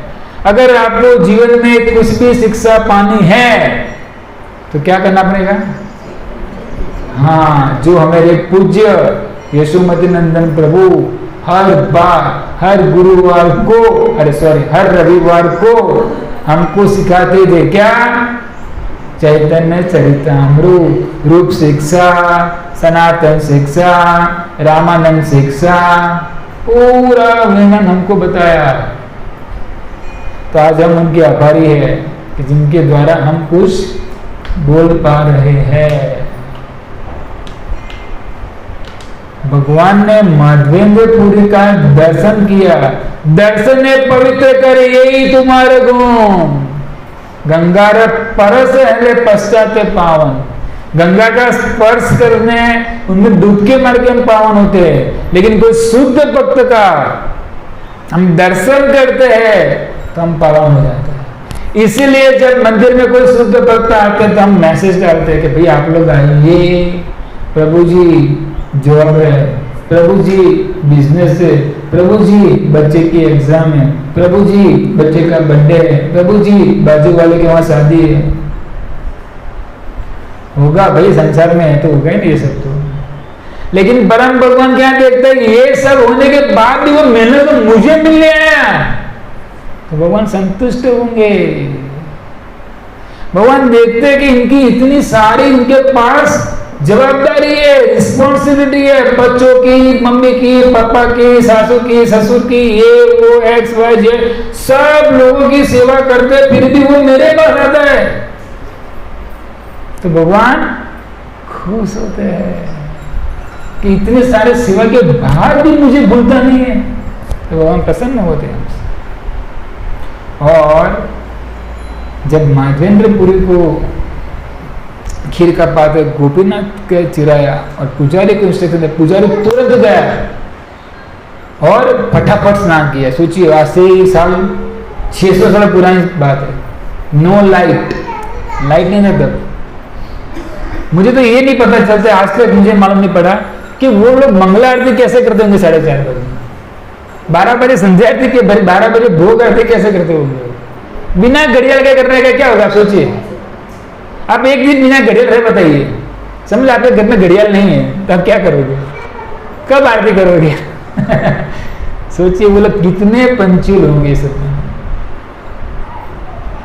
तो वो पुजारी नया फिर अंदर गया तो गोपीनाथ ऐसे टेढ़े हैं ना, तो उनके जो 2 पैर ऐसे होते हैं ना, तो उनके वहां जो धोती था उसके पीछे उन्होंने क्या रखा था? खीर का प्याला रखा, मीन्स पूरा घड़ा रखा था। तो पुजारी ने तुरंत वो घड़ा ले लिया और देखिए पुजारी घड़ा लेके भाग नहीं गया, पुजारी ने वो घड़ा लिया और फिर वो जगह को साफ किया। तो घर में कभी भी भोग लगता है ना, तो वो स्थान को साफ करना पड़ता है। जिस तरह हम खाते हैं उसके बाद कैसे साफ करते हैं, उसी तरह भगवान जब खाते हैं तो वो जगह को पोंछना पड़ता है। तो ये सब छोटी छोटी छोटी छोटी बातें भी बताई है हमें। किसने बताई है? किसने बताई है? किसने लिखा है? कृष्णराज कविराज गोस्वामी ने। तो पुजारी पात्र लेके गया।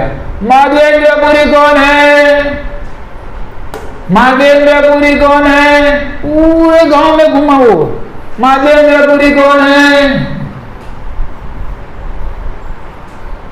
देखिए ये चीज देखने जैसी कि उन्होंने ऐसा इच्छा प्रकट किया कि ये खीर मैं गोपाल के लिए ले जाऊं। तो गोपी, वो तो अयाचक वृत्ति वाले थे, कभी किसी से मांगते नहीं। हम तो 56 लोग अगर तो मांग के लेते, नहीं मेरा इतना चाहिए पैकेट, हो भाई देखो भैया मैंने सेवा की, इतना पैकेट चाहिए। अगेन लेसन, भगवान आपके लिए रखेंगे जिस तरह माधवेंद्रपुरी के लिए रखा था। माधवेंद्रपुरी के लिए रखा था, गोपीनाथ ने बोला आप जाके दे आओ। तो एक बार आप एक करके देखो, किसी एक फेस्टिवल में आप इच्छा से करते मैं कुछ किसी से नहीं मांगूंगा, तो भगवान स्वयं आपको देने के लिए आएंगे, 100% गारंटी है। बहुत सारे भक्तों का ये अनुभव रहा है कि वो मांगते नहीं फिर भी भगवान उनके सामने दे देते हैं। ऐसा नहीं कि माधवेंद्रपुरी के बाद भगवान ने अपनी कृपा करनी बंद कर दी, नहीं, वो ही गोपाल यहाँ खड़े हैं अपनी कृपा देने के लिए। सिर्फ तलाश है माधवेंद्रपुरी जैसे भक्त की। तो हमें ऐसा बनना। माधवेंद्रपुरी ने सुना कि मुझे बुला रहा है, तो वो सामने से आए, पुजारी ने कहा माधवेंद्रपुरी आप हो? हाँ। तो उन्होंने खीर का प्याला दिया, पूरा घड़ा दे दिया माधवेंद्रपुरी को और दंडवत प्रणाम कर दिया पुजारी ने। तो कभी भी कोई शुद्ध भक्त को देख लो क्या करना चाहिए? दंडवत।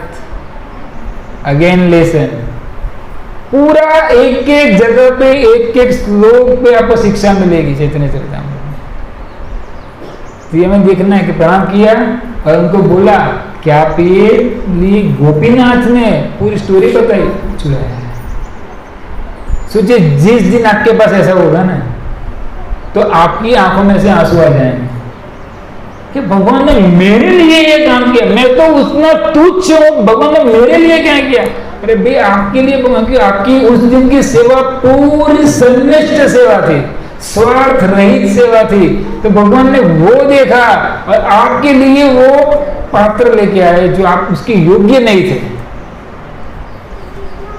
फिर माधवेंद्रपुरी ने पूरा दूध का, मेरे खीर का प्याला था ना, अच्छे से खा लिया। और वो जो पात्र था ना, वो पात्र भी उन्होंने तोड़ तोड़ तोड़ तोड़ तोड़ के अपने पास रख दिया और उसमें से रोज थोड़ी थोड़ी थोड़ी थोड़ी मिट्टी खाते थे। पात्र किसने चुराया था? गोपीनाथ ने। गोपीनाथ का स्पर्श उसको हुआ था। पहले वाला पात्र नहीं लिया है क्योंकि वो गोपाल ने क्या बोला था, मैं वो पात्र वापस ले जाऊंगा, इसलिए वो नहीं रखा। ये दूसरे वाला पात्र को क्यों रखा? गोपीनाथ ने चुराया था। देखा, दिस इज द डिफरेंस।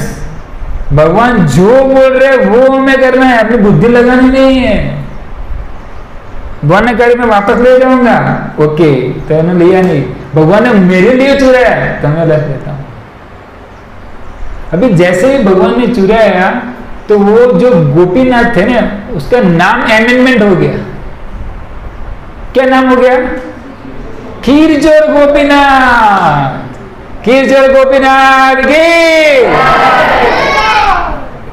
देखिए पूरे संसार में कोई चोर बनना चाहता है?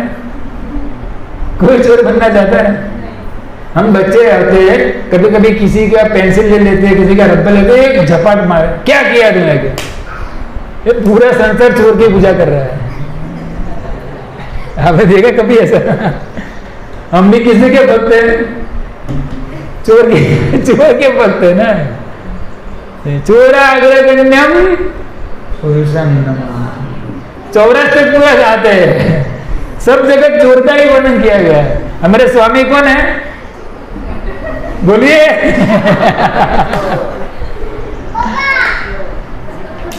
सोचिए, जो भगवान कार्य करते हैं ना वो दिव्य होते हैं। पूरा संसार उसकी पूजा। वो माखन चोर है फिर भी लोग उसको पूछते हैं, खीर चोर है फिर भी उनको पूछते हैं। अभी मुझे एक सवाल का जवाब दीजिए, तब तक हम आगे नहीं बढ़ेंगे, कि अगर सब कुछ चीज भगवान की है कि नहीं? ईशावास्याम इदम सर्वम, सब कुछ भगवान की है। गुजराती में कहते सब भूमि गोपाल की। अगर सब कुछ चीज भगवान की है तो यहाँ पे क्षीर चोर गोपीनाथ क्यों कहा गया? भगवान को चोर क्यों किया गया? अगर सब कुछ भगवान की चीज है तो भगवान को चोर क्यों कहा गया? सबसे पहले छोटे लोग बोलेंगे या किसी को आता है तो, जो न्यू कमर्स है उसमें से कोई बोलेंगे? अप टू 20 साल के अंदर के लोग बोल पाएंगे। जो 20 से ऊपर चिंता मत करो, और जो 70 से ऊपर उसकी चिंता करने की जरूरत नहीं है, तब तक तो टर्न आएगा ही नहीं।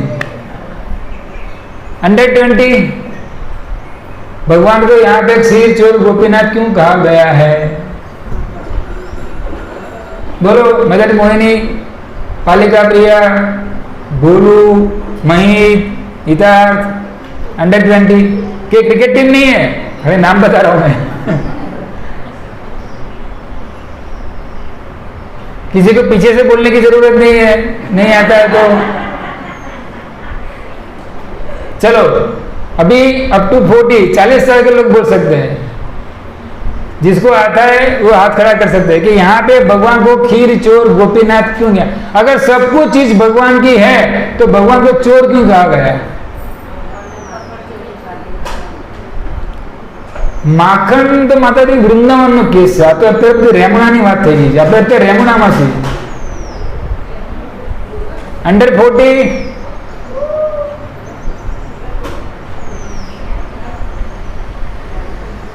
सब लोग अपनी उम्र सही बताना हो।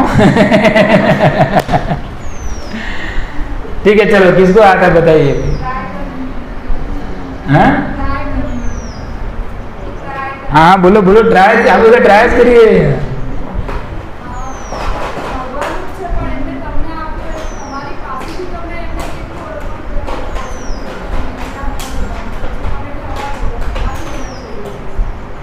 ठीक है, ट्राई करो બધા। Thank you. થોડુંક નજીક છે यार, થોડુંક નજીક આવી ગયા आप। इसमें क्या हुआ कि जब पहले 12 पात्र, देखिए ये चीज आपको भविष्य में कोई पूछेगा। जैसे मैंने आपको बताया कि भगवान को भोग क्यों लगता है, वो भी आप लोगों को पूछेंगे तो आप उसका आंसर दे पाओगे। इसलिए मैं आपको बता रहा हूँ, क्योंकि ये क्लास है, आपको आगे जाके इसका प्रचार करना है। ऐसा नहीं कि हर बार मुझे लेक्चर देना है, आपको भी जहां भी हो कहीं भी हो आपको ये चीज सबको बतानी है। इसलिए मैं आपको बता रहा हूं कि 12 पात्र का भोग पुजारी ने पहले किसको लगाया? गोपाल को लगाया। तो वो चीज किसकी हो गई? गोपाल की। गोपाल ने उसको ग्रहण कर लिया, तो हम जो लगाते उसको क्या बोलते हैं? भोग। भगवान जो खाते उसको क्या बोलते हैं? प्रसाद। तो भोग है वो किसकी आइटम है? उसके ऊपर किसका अधिकार है? और प्रसाद पे किसका अधिकार है? तो हम भोग खाते हैं, अगर भोग चुराते हैं तो हमको लोग चोर बोलेंगे, लेकिन प्रसाद चुराते उसको क्या बोलेंगे? चोर बोलेंगे ना। आप समझे? भगवान ने क्या चुराया? भोग नहीं चुराया था, प्रसाद चुराया था। प्रसाद पे किसका अधिकार है? भक्तों का। तो कोई दूसरे की चीज चुराता है तो उसको क्या बोला जाता है? चोर। तो हमारे स्वामी कौन है?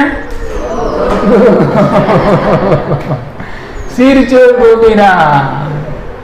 तो अभी भविष्य में आपको ये प्रश्न पूछा जाएगा, तब आपको इसका आंसर देना है, क्योंकि प्रसाद जो है वो किसका अधिकार है? भक्तों का। तो अगर कोई भक्तों की चीज भगवान चुराते हैं तो इसलिए भगवान को क्या कहा गया? चीज चोर गोपीना। तो अभी कितने बजे है? 12:35 हुए। अभी हम आधे तक ही आए हैं।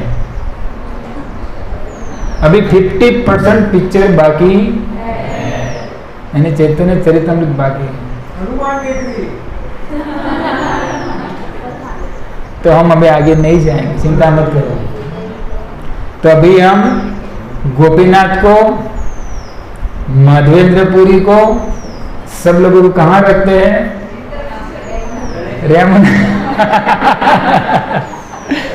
यमुना में रखते हैं।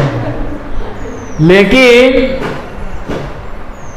विग्रह की सेवा के बारे में हमने जो सुना, विग्रह के नीति नियम के बारे में हमने जो सुना, भक्तों के व्यवहार के बारे में हमने सुना, माधवेंद्रपुरी की कैसी सेवा भक्ति थी वो हमने सुनी।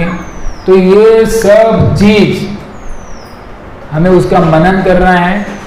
और भविष्य में यदि भी परम भगवान कृष्ण ये ही गोवर्धन धारी हमें आदेश देते हैं तो हमें उसका पालन करना।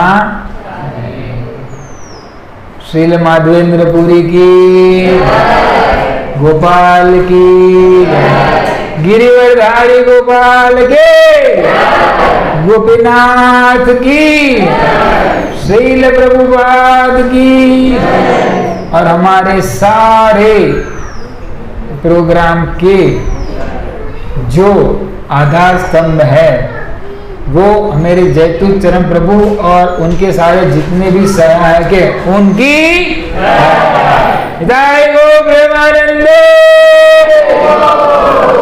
अभी किसी को कोई प्रश्न है तो पूछ सकते हैं, हम 5 मिनट प्रश्नोत्तरी के लिए लगते हैं। अभी हमने जो बताया, बताइए माता जी। देखिए ये माता जी शिक्षक है तो अपना कार्य कर रही है, इसलिए हम सब लोगों को भी प्रश्न पूछना चाहिए। बताइए।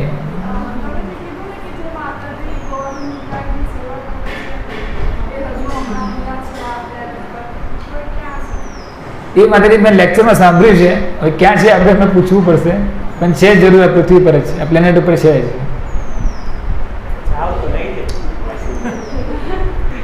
કન્સેપ્ટ કોઈપણ સ્ટોરીનો અને કોઈપણ જે શાસ્ત્રમાં વર્ણિત જે બી કથા છે એની એવું છે કે આપણે એક પ્રકારની ભક્તિ વિકસાવી, हमें उस तरह का बनना है ताकि हमारे घर में भी जो गोपाल है, जो जगन्नाथ बलदेव सुभद्रा है, जो गौनिताई है, राधा कृष्ण है, वो हमारे सामने भी ऐसा व्यवहार कर रहे हैं। वो दुबले नहीं होने चाहिए, पतले नहीं होने चाहिए, वो भी अट्टे कट्टे हो, ऐसा हमें सोचना है। हरे कृष्ण। और किसी को कोई प्रश्न है? बोलो। वाह, अग्रो प्रश्न है।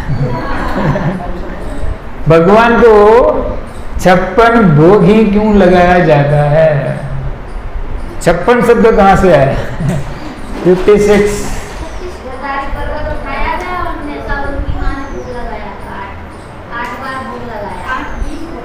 यस, कुछ नजदीक है माता जी, सही बात।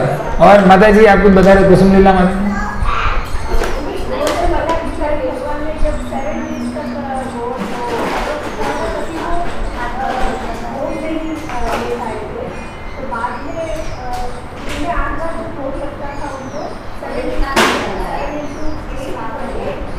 करेक्ट। जब भगवान बड़े हो गए और माता को बोला कि माता मैं बड़ा हो गया हूं, मुझे अभी गौवे चरानी है। पहले भगवान वत्स पाल थे, फिर क्या हो गए? गोपाल। तो माता ने कहा गोपाल तुझे अगर जाना है गौवे चराने के लिए तो मेरे सब इंस्ट्रक्शन को फॉलो करना पड़ेगा। जैसे कोई लड़का घर से बाहर जाता है तो माता इंस्ट्रक्शन देती है ना, वो परंपरा में आया है, यशोदा माता भी देती थी। तो उन्होंने कृष्ण के सामने पूरा लिस्ट रखा कितनी 15-16 पॉइंट है वो आपको फॉलो करने पड़ेंगे। एक मैं जस्ट 2-3 बता रहा हूं कि कभी बलराम का साथ छोड़ना नहीं। दूसरा, टाइम पे खा लेने का। तीसरा, कोई जगह ज्यादा जंगल में डीप में जाने का नहीं। ऐसे बहुत सारे पॉइंट थे, 15-16 पॉइंट बताए। किसने बताए? किसने बताया? कृष्ण को। कृष्ण को तो खत्म हो गया, बलराम को बुलाया, बलराम ये तेरे पॉइंट है, कभी भी कृष्ण को अकेला छोड़ना नहीं है। बड़े भाई थे ना दाऊ जी, तो ध्यान रखना है छोटे भाई का। दूसरा, हर 3 घंटे पे, हर प्रहर पे तुझे कृष्ण को कुछ खिलाना है। क्या करना है? खिलाना है। तो अभी मुझे पता है कि एक दिन में कितने प्रहर आते हैं? 5, 6, 7, 8, 4 कितने आते हैं? कितने आते हैं? 8 प्रहर आते हैं। 3 घंटे का एक प्रहर होता है, तो 24 घंटे यानी कितने? 8 प्रहर हुए। अभी क्या हुआ? इंद्रदेव ने पूरे गोवर्धन पे बारिश कर दी है, तो भगवान ने अपनी छोटी सी उंगली से, तो भी दाएं हाथ। अच्छा, यहीं पे आपने भगवान को देखा, भगवान में कौन सा हाथ ऐसा है? राइट है कि लेफ्ट है? पक्का? ध्यान से देखो कौन सा है।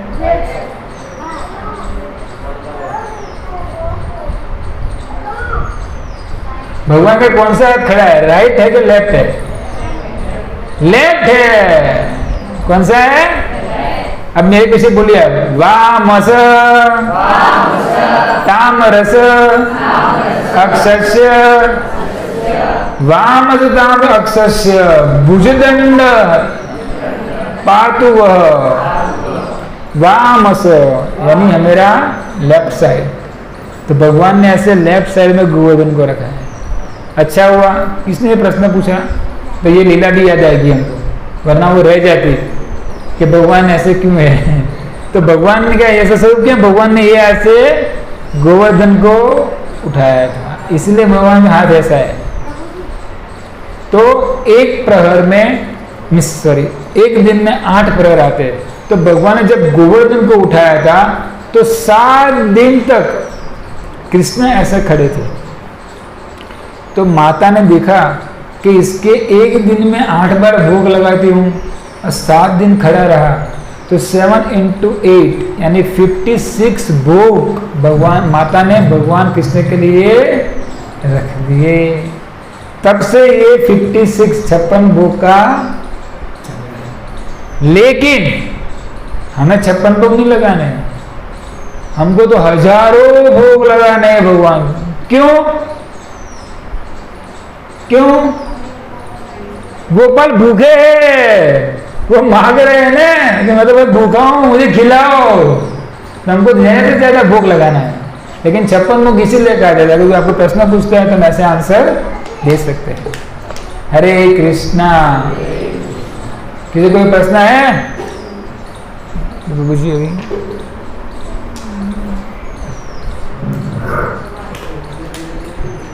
हरे कृष्णा। बहुत बहुत आभार करते हैं।